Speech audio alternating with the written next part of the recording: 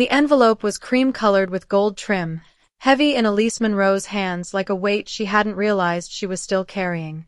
There was no return address, only her name written in delicate cursive, Elise Monroe, as if it belonged to someone else now. She had nearly tossed it in the bin. Who sends an ex-fiancé's wedding invitation to the woman he left behind without a word? But something about the handwriting, the neatness, the deliberation of it, made her open it. Inside it read, "You are cordially invited to the wedding of Daniel Hart and Victoria Vale." Her breath caught. Daniel. The man who disappeared 3 years ago. The man who left her in the middle of the night, not long after she lost their baby. The man who took nothing but his duffel bag, and left no apology. For days, the invitation sat unopened on her kitchen table, taunting her like a ghost. Elise thought she had buried it all. The grief, the betrayal, the memory of waking up to an empty apartment and a half-written goodbye note. But nothing buried ever stays buried. Not really. Especially not when it arrives in your mailbox with cursive lettering and a gold-foiled border. Mia, Daniel's daughter, had been 10 when Daniel walked out. She wasn't Elise's biological child, but Elise had been the one to hold her hand during nightmares, braid her hair before school, and feed her peanut butter sandwiches on nights when money was too tight for anything else. When Daniel left, Mia stayed. By choice. Elise remembered the day she found Mia on the bathroom floor, offering her a sandwich after hearing her cry behind the door. "You forgot to eat," the girl had said, her eyes wide with concern. Elise had collapsed into sobs, but even then, Mia didn't let go of her hand. That was the moment Elise realized she couldn't give up. Not on herself. And definitely not on the little girl who still needed her. Now, that little girl was 16. Stronger. Quieter. But sharper than Elise had ever been at that age. When Mia found the invitation, she read it aloud without a tremble. "You should go," she said calmly. Elise had scoffed. "For what? So I can watch him marry someone shinier and richer and more photogenic." But Mia had tilted her head and answered with something that stung and soothed at once. "No. So he can see what he lost." And that was how Elise found herself in the back seat of Uncle Raymond's car, staring out the window at the Ridgewood Grand Hotel, hands sweating against the satin of her dress. Uncle Raymond never liked Daniel. Said the man's handshake was too firm and his eyes too quiet. He didn't say much on the drive, just hummed an old jazz tune under his breath as if he knew Elise needed silence more than advice. When they arrived, she sat frozen, clutching her purse like it could protect her from the weight of the night. "You can still change your mind," Raymond offered gently. Elise shook her head. "No. I need to see this through." The hotel was opulent, the kind of place people booked when they wanted to make a statement, not a memory. Crystal chandeliers glittered from high ceilings. The scent of imported orchids hung in the air like perfume. Elise kept her head down as she walked through the crowd. She wasn't ready to face him. Not yet.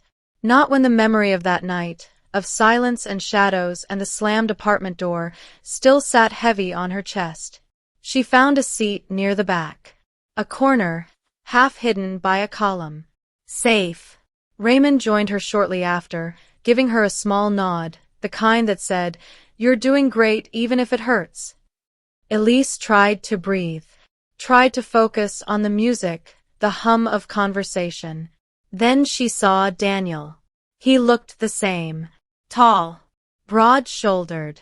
That practiced half-smile still curved his lips. He moved through the crowd like someone hosting a party, not someone rewriting history. And beside him was Victoria Vale, dressed in ivory lace and sparkling diamonds, her laughter a touch too loud, her eyes a little too sharp. Elise recognized the type. The kind of woman who needed the whole room to see her win. And winning, in Victoria's mind, meant erasing the woman who came before her. The ceremony started. The vows were read. Elise kept her gaze fixed on the patterned carpet beneath her feet. She didn't want to watch Daniel pretend this was his first time saying, "I do." She didn't want to hear Victoria call him her forever. But more than anything, she didn't want to cry. Not here. Not tonight.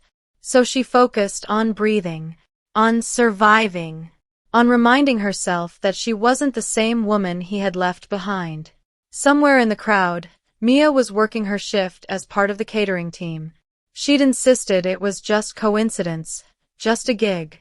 But Elise knew better. Mia was here to keep her safe.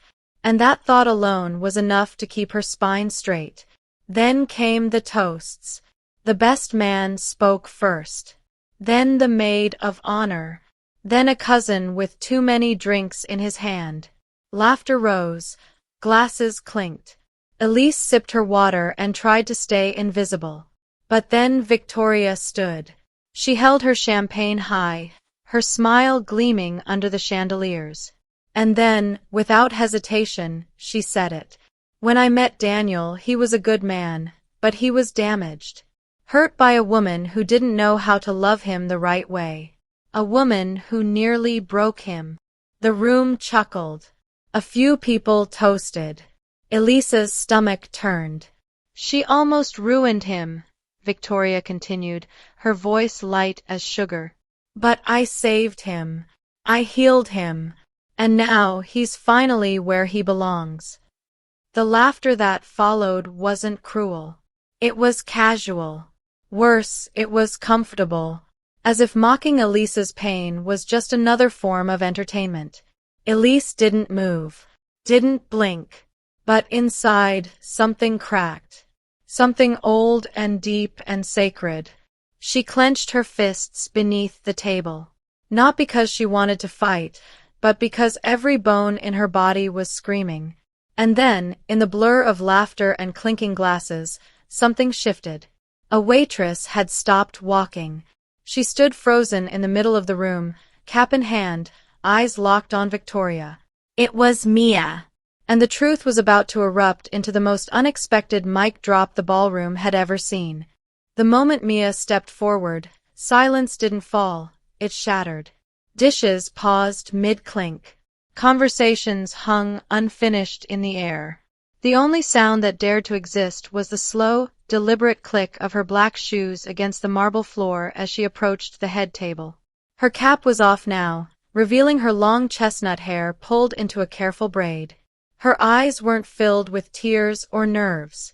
They were lit with something else, conviction. Elisa's breath caught. Her entire body locked in place, and her voice, though stuck in her throat, screamed silently in Mia's direction. No. Don't do this here. Not like this. But Mia kept walking, moving past waitstaff and guests in formal gowns and tailored tuxedos, all whispering now, wondering why a server had interrupted the wedding reception like she owned the room. Daniel shifted in his chair, clearly uncomfortable. He looked at Mia with furrowed brows, as if trying to place her, trying to understand why she looked so familiar. Victoria, however, simply leaned back, amused. Is something wrong? She asked with a patronizing smile. Mia stopped a few feet from the table. Her voice was steady, surprisingly so, but she didn't raise it. She didn't need to. Yes.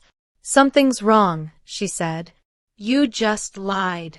That word, lied didn't echo, but it felt like it did. A few guests turned toward each other, confused.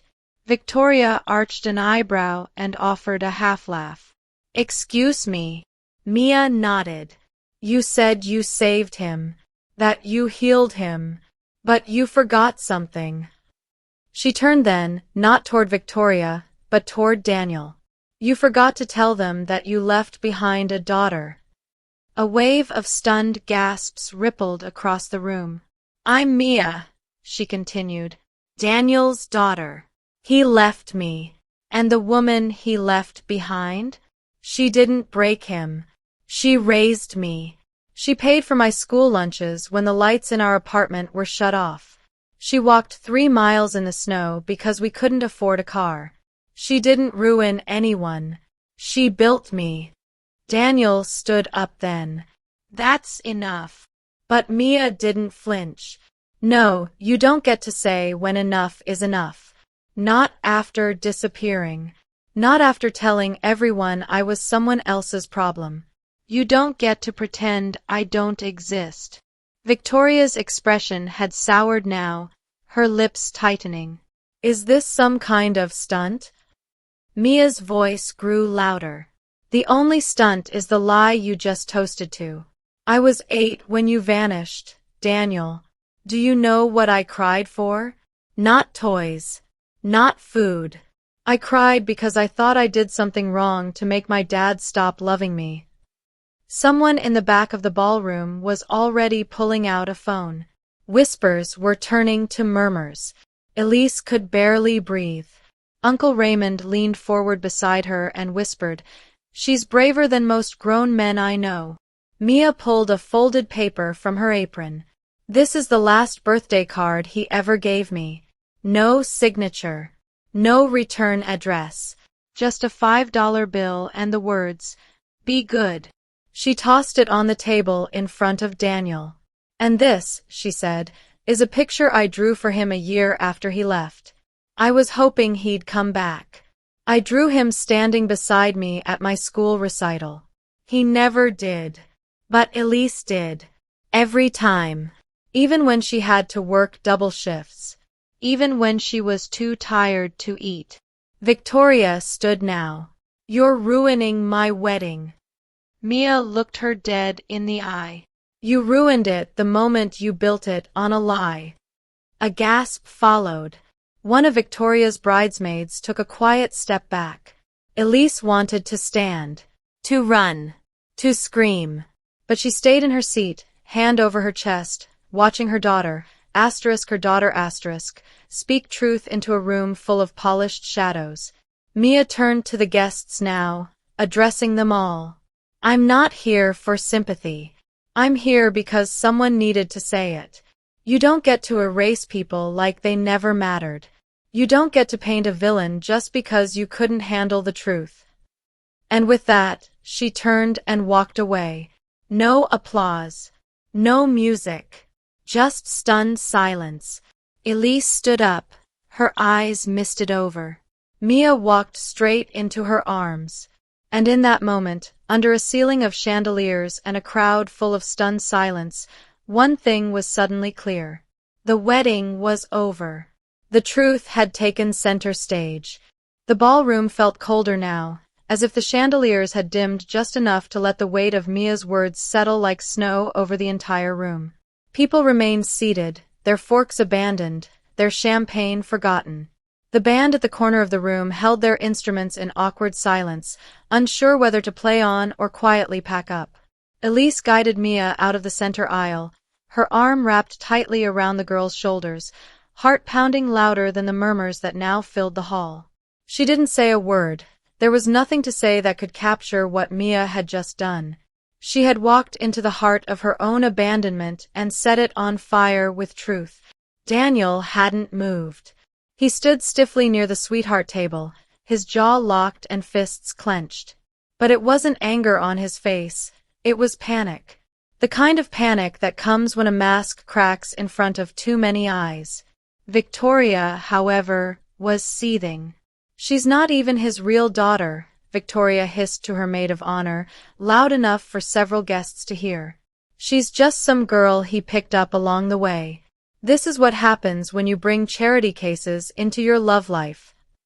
Uncle Raymond's chair scraped loudly against the floor.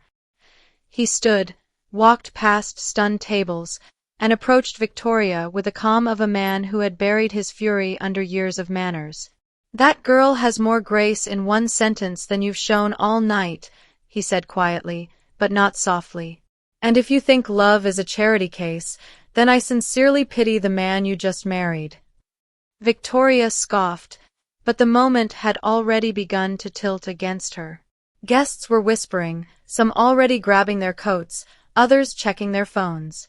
Elise didn't know whether Mia's words had started trending online, but it didn't matter. The truth had never needed a platform, it just needed to be heard. At the far end of the room, Daniel finally took a step forward. Not toward Victoria. Not toward Elise. But toward Mia. "Wait," he called out, voice cracking. Mia! She turned around. Her expression was not cruel. It was simply done. I know I messed up, Daniel said, moving slowly through the crowd. I thought I was doing the right thing. I thought leaving would protect you from me. I wasn't good then. I'm not sure I'm better now, but you never came back, Mia cut in. You had chances. I waited. You didn't show. You chose your silence, and I chose not to be broken by it. His lips parted, but no sound followed. You want forgiveness, she added, her voice clear, but you're asking for it too late and in the wrong room. Victoria turned sharply to Daniel, eyes wild. You told me she was unstable. You said Elise turned her against you. Elise stepped forward then, her voice steady and low. I never turned her against anyone.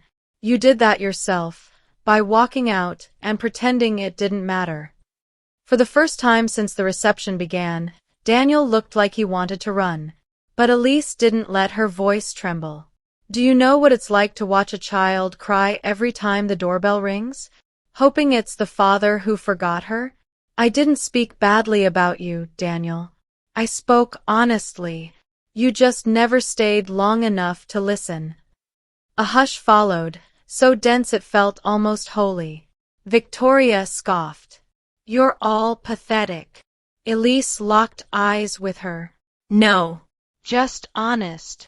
And with that, Elise turned, taking Mia's hand once more, her heels tapping steadily as they walked away. Not out of shame, not out of defeat, but out of something stronger, peace. By the time they reached the exit, 2 more guests had followed. Then another. And another. Soon, the ballroom was half empty. Not because anyone had been asked to leave, but because people knew they had just witnessed the only real thing that happened that night, and it wasn't the wedding. Outside, the night air was sharp. Elise exhaled slowly, her breath visible in the cold. Mia leaned into her side. I didn't mean to ruin everything, Mia whispered. Elise kissed the top of her head. You didn't ruin anything. You saved something. And though the glitter of the ballroom faded behind them, the glow in Mia's eyes burned brighter than ever. Because sometimes, truth doesn't need an invitation. It just needs to be spoken, loud, clear, and without apology. By the time Elise and Mia reached the sidewalk outside the Ridgewood Grand Hotel, the night had shifted. The sky was still dark, but it felt different, like it had opened, just slightly, to make space for something new. The hum of traffic returned to her ears. The city's breath was steady. But beneath it all was something else. Something urgent. Mia's phone buzzed in her apron pocket. Once. Then again. And again. Elise watched as her daughter pulled it out and stared at the screen, her brows lifting in surprise. What is it? Elise asked gently. Mia didn't answer right away.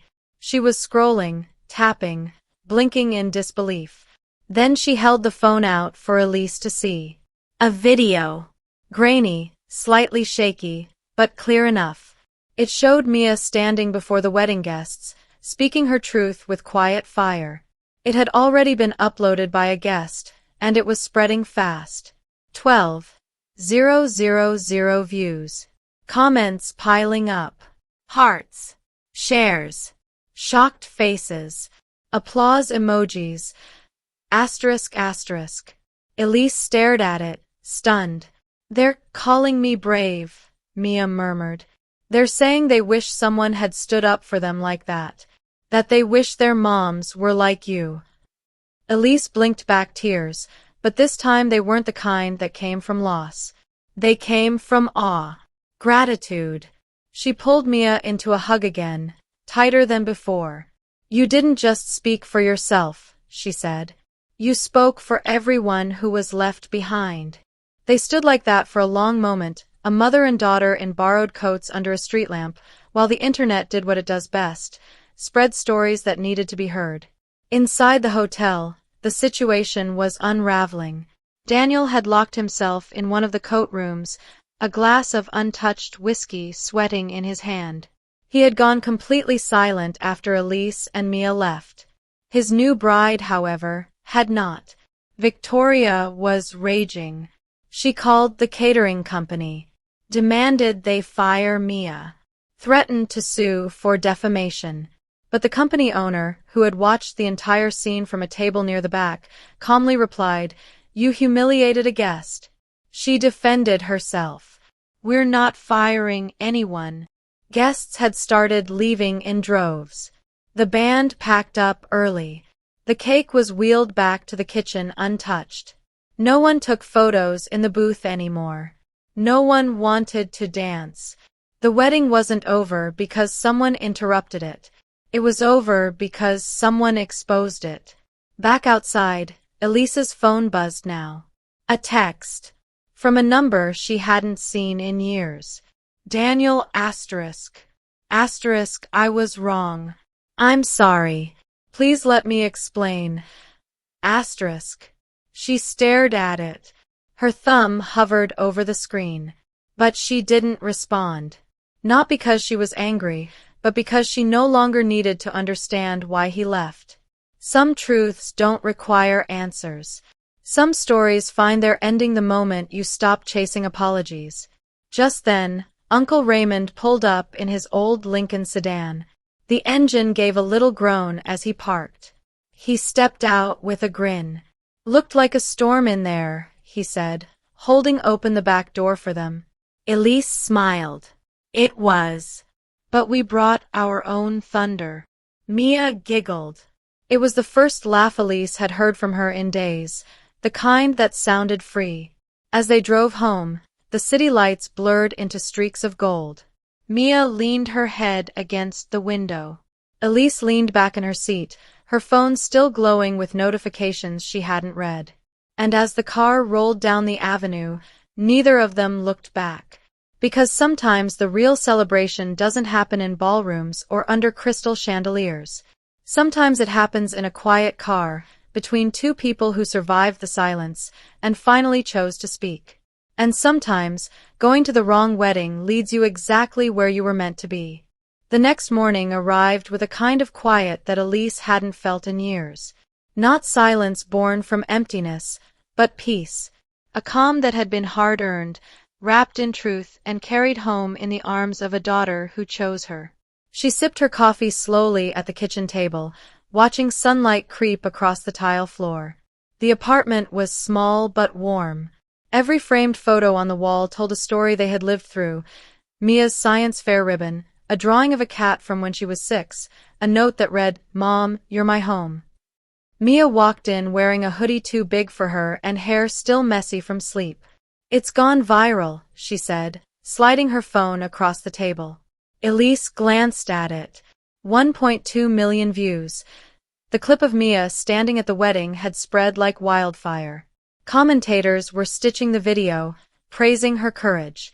A woman in New York wrote, asterisk, "This girl said everything I wish I had said to my father's second wife."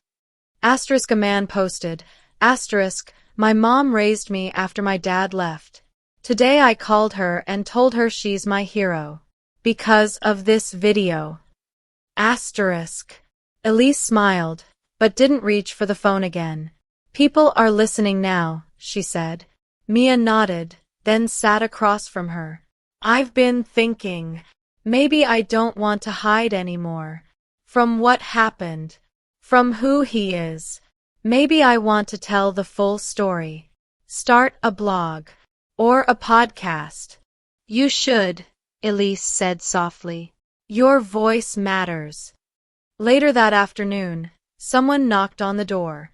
Uncle Raymond. He was holding an envelope and a grin. "Mail just came," he said, handing it over. "Figured I'd stick around in case it was another surprise wedding invite." Inside the envelope was a check. A $5,000 donation from a local women's foundation. One of their directors had seen Mia's speech and wanted to support her education, no strings attached. "We invest in courage," the letter read. And yours changed lives. Mia gasped. This isn't real. Elise hugged her. It's real.